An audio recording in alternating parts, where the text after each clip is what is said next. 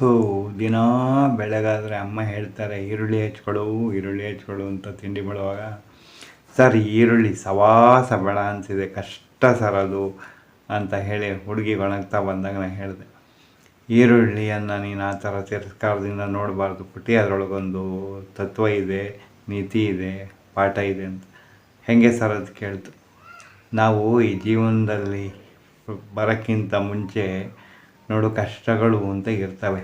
ಅದು ಈರುಳ್ಳಿ ಭೂಮಿಯೊಳಗೆ ಇದ್ದಂಗೆ, ಅದು ಮೇಲ್ನೋಟಕ್ಕೆ ಹಸಿರು ಕಾವಿಂದ ಕೂಡಿರುತ್ತೆ, ಒಳಗಡೆ ಭೂಮಿ ಒಳಗಡೆ ಗುಪ್ತವಾಗಿರುತ್ತೆ.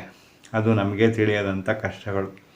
ನಾವು ಆ ಭೂಮಿಗೆ ಬಂದಮೇಲೆ ಆ ಕಷ್ಟಗಳನ್ನು ಎದುರಿಗಿಟ್ಕೊಳ್ತೀವಿ, ಹೌದಾ? ಆಮೇಲೆ ನಾವು ಆ ಕಷ್ಟಗಳಲ್ಲಿ ನೊಂದು ಬೆಂದು ಒಣಗಿ ಹೋಗೋದು ಈರುಳ್ಳಿಯನ್ನು ಭೂಮಿಯಿಂದ ತೆಗೆದು ಒಣಗಿಸೋ ಸಂಕೇತ. ಆಮೇಲೆ ಆ ಈರುಳ್ಳಿ ಪದರವಾಗಿ ಬಿಡಿಸ್ತೀವಿ ನಿಧಾನಕ್ಕೆ, ಹೌದಾ? ತಿಂಡಿ ಮಾಡುವಾಗ, ಪದಾರ್ಥ ಮಾಡುವಾಗ.